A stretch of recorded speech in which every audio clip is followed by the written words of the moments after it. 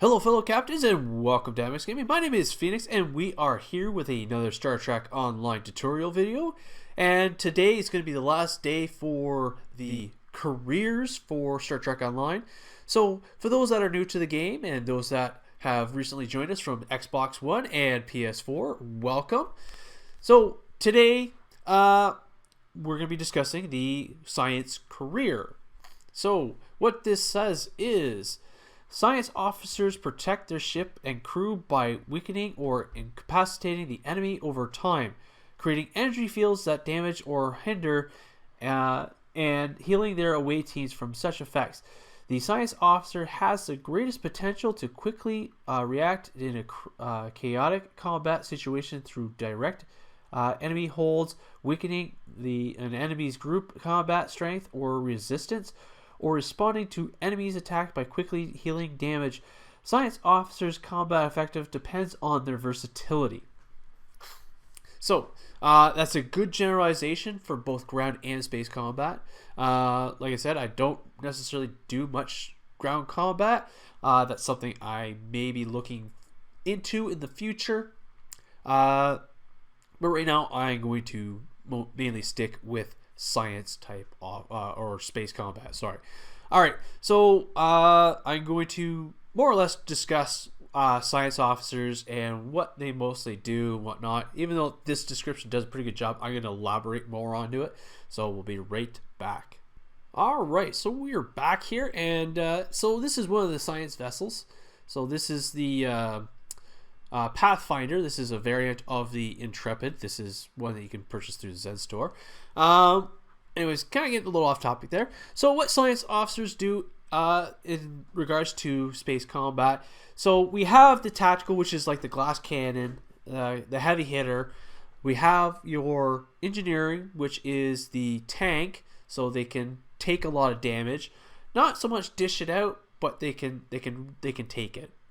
Now you have science, which are basically your healers and your debuffers. So they are kind of like the mage of Star Trek Online. Okay, so you have your holy trinity with tactical, engineering, and now science. So science, they can buff your team or yourself, and they'll debuff the enemy. You can also do large amounts of healing for yourself and for your team. So the bridge officers have a wide array of healing abilities, debuffing. They have some pretty good offensive abilities. They have like the feedback pulse, which every time an enemy hits you, you can send out that part of that damage back to the enemy. It will ignore half the shields to go through and actually hit the hull. So like I guess 1 every 2 shots or something like that works out to be like that. Don't quote me on the figures, I don't know them. And the other one is the gravity well, which is amazing ability. Everyone loves this thing. So what does it create? Like I want to say it creates a black hole in a sense, right? A small black hole, and it pulls the enemies all into this one area, and you could just lay waste to them. You have your tactical waylaced, and have your engineering character, pound the crap out of them, and along with you as well. So the science is they're not a tank, and they're not a glass cannon. They're a little bit in between. Science characters, they don't roll around in escorts or in cruisers. They roll around in more or less science vessels, which is kind of a mix, I want to say, between cruisers and escorts, but not necessarily. Okay, they are a lot larger than escorts, but they're maybe not a lot smaller, but they are smaller than cruisers. Science officers can also go into carriers. I know I discussed that a little bit in engineering, but some of the characters are designed for science type characters. The Cation Atrox carrier is one of those science type carriers that the science character can use. In addition to science officers, For consoles, they do a lot of shield or countermeasures, and things like that, or things to increase your power levels right here. These little bar graphs here. So mostly they'll do like they'll increase your auxiliary. Some may increase your shields. Not so much hull and not so much weapons, but they are mostly for auxiliary and shields.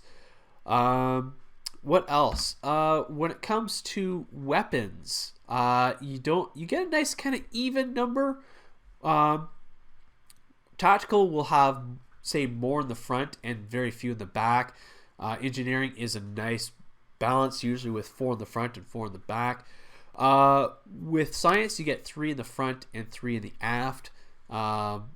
Generally, sometimes you could get 4, but usually the 4th one is kind of like something like out of the Dyson Sphere ships or the multi-mission ships, where you kind of have one and it kind of has to stay there, kind of deal. You can't move it. But anyways, they have less armament, but they're not too bad. Some ships come with the secondary deflector dish.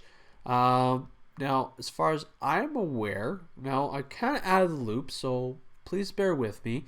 There really isn't many secondary deflector dishes around that you could kind of use or that are beneficial.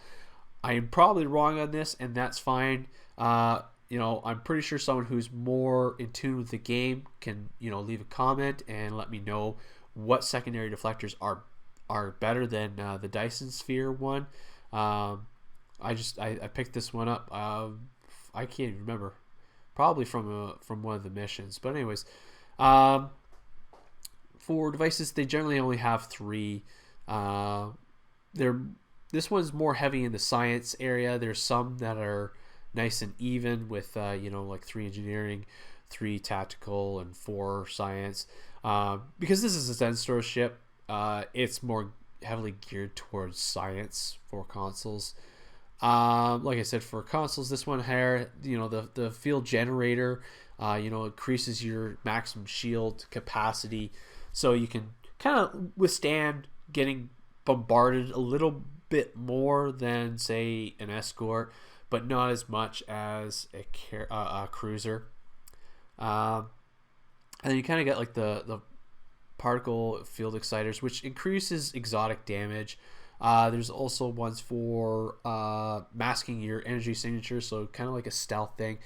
Although I don't think I've really seen many science vessels with a cloaking device. I've only seen the tactical and carriers and dreadnoughts that have cloaking devices, whereas science, they don't really do the cloaking, but they do have the option to, I guess maybe the stealth is to minimize the amount of attack, NPCs attacking you when you go into a PvE match or something like that.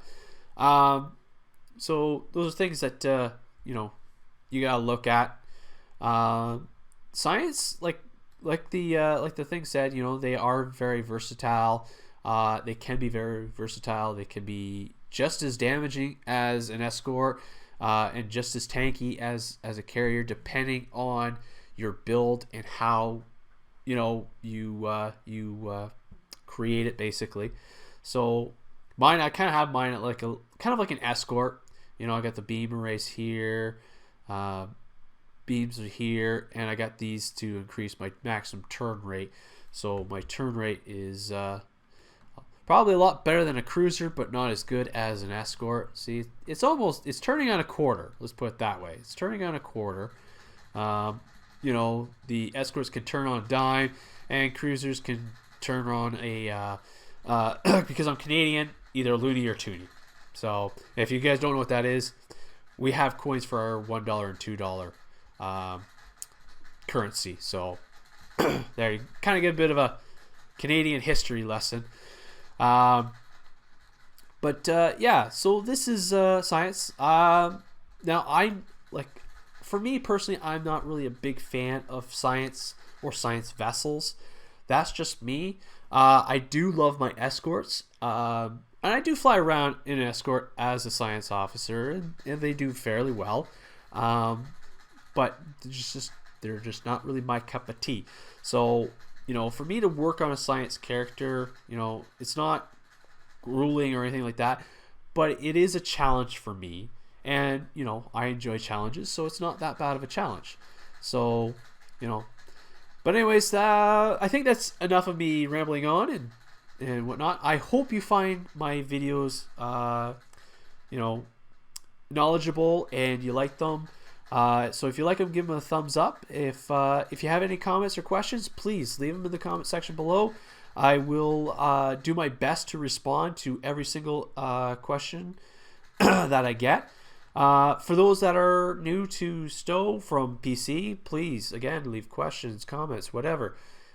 Those that are new because they just released it on console, so the Xbox One and the PS4. You know, again, if you have any questions, mind you, my questions are going to be more or less related to the PC side of things. I don't know if anything is different, but, you know, I will certainly try to help you out. And if not, I know a couple of my other subscribers will help you out as well. Anyways, guys, that's it for me. Thank you for watching. Live long and prosper. And as always, we'll see you out there.